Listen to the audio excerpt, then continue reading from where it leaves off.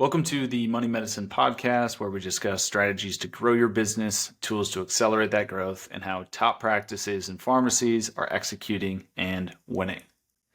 All right, we're back with another episode, and today we're going to be talking about the cold weather that is, right? We're getting into football season, the leaves are turning, the air's a little crisper, the days are a little shorter, and with that comes flu season, comes vaccines, comes shots, comes all those opportunities that come for your business, whether you're a pharmacy, whether you're a practice. There's a lot of things that you can pull from today's videos. Obviously, we'll kind of talk a little bit from Logan's perspective, pulling in some insight from a pharmacy's perspective, but there's going to be nuggets, like I said, that will be transferable to your different types of businesses in the healthcare space.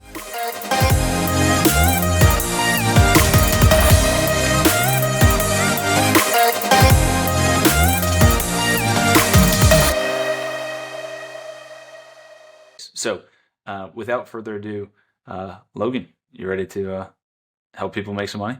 Oh, absolutely. And flu and COVID season are already off to the races. We've had several positive tests from patients just this I've week. heard that. Yeah, I might have had COVID a couple months ago. I should have tested, side note, but I have heard of kind of some upticks recently, which is interesting. Yeah, and some people are like, "Oh, I'm just making sure that before I go on my flight to XYZ," and they're like, "Yeah, sorry, you're positive." Yeah, and I've definitely seen a lot more masks too. So, I mean, regardless, COVID or not, people are caring about sniffles, they're caring about the colds. We're obviously back in school for a lot of states with kids too. So, whether it's your pharmacy or practice, let's help you guys obviously take care of your patients, but also maximize the opportunity that is. So, Logan, let's talk about helping those people or helping these business owners make more money. So, right off the bat, talk to me a little bit about kind of flu and COVID vaccines and kind of some best practices there for all your years of on the pharmacy side. So, especially with flu vaccines, running big clinics can be a great wealth of income, especially if you're having your technicians who are licensed or MAs who can do this by reaching out to schools and businesses. And you're going to want to start doing this between like April and May. So that way you can get them on your books, you can get it scheduled. Those can be really great opportunities. I know prior jobs I've partnered with larger schools that have 3, 4, 5 different, middle schools and then 3 high schools. And then you've not only got the educators, right? Their spouses, their family, but also sometimes you have the students that come in who get the permission slip from mom or dad to make sure that they can get the vaccine. So it can be a really great opportunity there.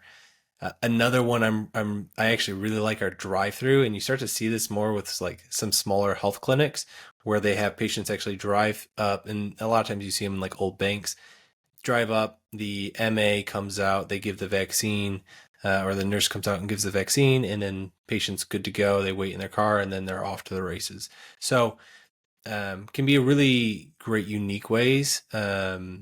And I really like the drive-through for another reason is like you're handicapped individuals who don't want to get out of the car, you're going out there. So it also helps with, really providing great customer service, and people will be more likely to come back and use your pharmacy for other services as well. So let's walk back to kind of the bigger opportunities, the schools, the businesses, etc. Whether someone's maybe watching this video in April, or maybe there's some last minute opportunities, some businesses they can think of that maybe are underserved or maybe overlooked. Regardless, what does that outreach process look like? Is it just walking in person? Like, what were some tips, some things that maybe the schools really appreciated, the businesses really appreciated that led to them wanting you back a second year, a third year, and also just like the initial opportunity first? So biggest things is I just keep calling, because a lot of times you get put to a voicemail. They're like, "Oh, the school nurse isn't in, or the superintendent isn't in to approve this."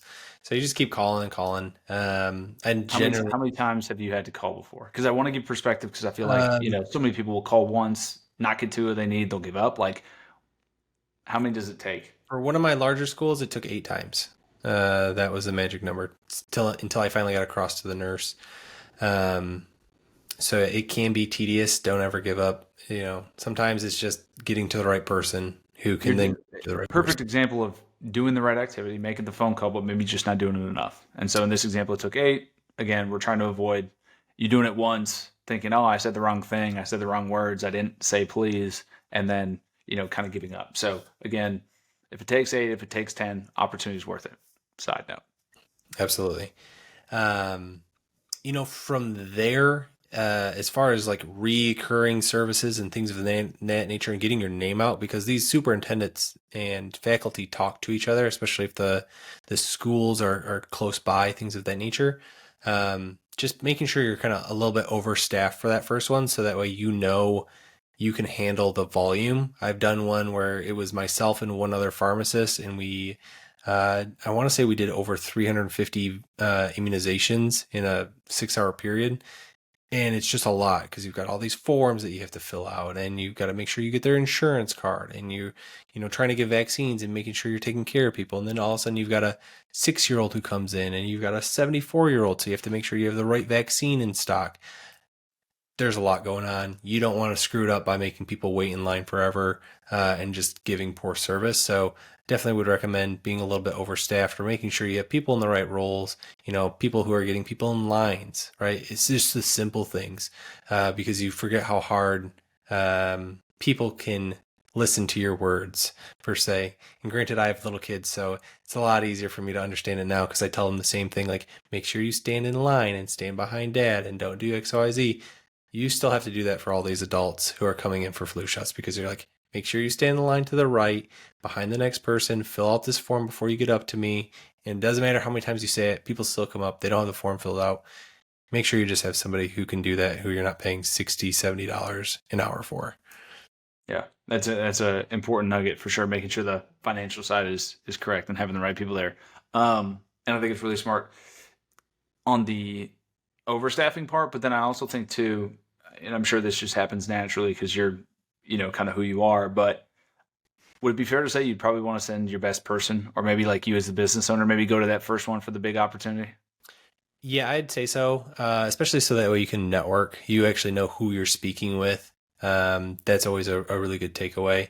Um, I do like kind of setting up a pre uh, date to see them or talk to them ahead of time. Just be like, hey, just want to verify the numbers, because there'll be times where you go expecting 100 people and you get 6, and you talk to the individual afterwards and like, oh yeah, I forgot to tell you that, and it's like, I might not have even have came had I known I was only gonna have 6, because right, you drive all the way out there, you've got your costs, you got all the time that you spent getting everything ready.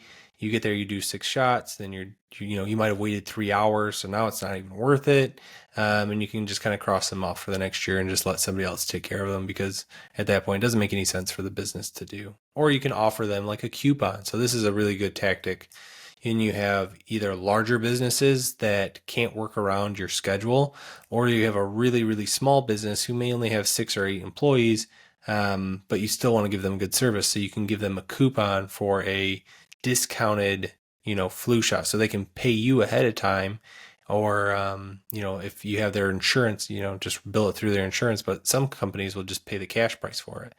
And you can just send them an invoice later and they pay it and you're good to go. So those kind of companies where, they've got first, second, third shift and people are coming and going throughout the day at the pharmacy, sometimes setting up a coupon or a procedure is great to do.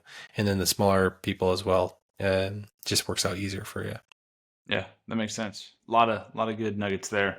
And just like business best practices, right? I think like a lot of the stuff that you do for this, you'd probably want to do for other things as well. I mean, I'm sure being on time and making sure you're sending the right staff, because I think the staff one's a big piece too, just in general, because you get this great opportunity and then maybe you're busy or you just kind of want to delegate, or you just don't want to do the work, and then you send the wrong person, and what could be a multi-year big opportunity, great first impression, turns out to be a dud, and then you're not brought back next year, and then it's going to take a couple years, but maybe before that pharmacy that replaced you screws up and you get that foot back in the door and you get that second chance. So if you do land these big opportunities, make the most of them, be smart, send the right people, do your prep work, and leave a good first impression.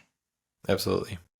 Cool. All right, so that's on the immunization side. Now talk to me a little bit about some supplement stuff. You're obviously the the expert in this category in terms of what supplements, and the concoctions, if you will. But what are some different ways that people can leverage supplements, immediately after these immunizations or just with content, kind of lay it all out there.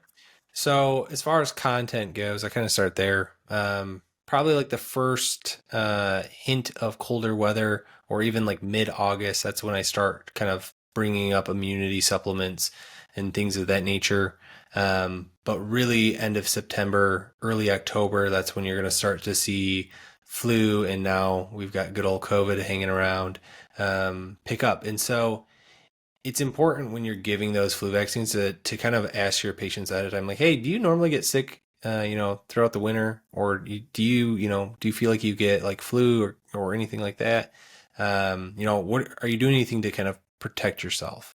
And when they start to say, well, no, I don't really do anything. Well, Susie, it's important that you stay out of the hospital, because once you go in, and this is going to be for your older clientele, but sometimes when you go in, you actually get more sick because you're exposed to a lot of other things like pneumonia. And I want to make sure you're best protected. So I've got a supplement that I recommend. It's called XYZ. We call ours Key Immune. You can call yours whatever.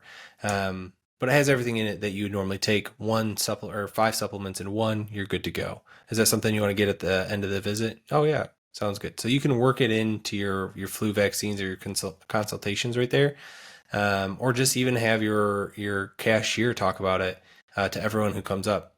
Hey, are you taking anything? Do you need vitamin D or zinc or N-acetylcysteine or anything like that today before you go home for flu season? And they're like, oh yeah, I know. My kids are back at school. I've already gotten sick twice. I should make sure I'm taking that. And so those are some really great ways to kind of just work in some supplements. Now, every pharmacy or physician's office is going to have different protocols. So just make sure you're working those protocols in place, so that way your team knows what they should be talking about. For sure. And I think on the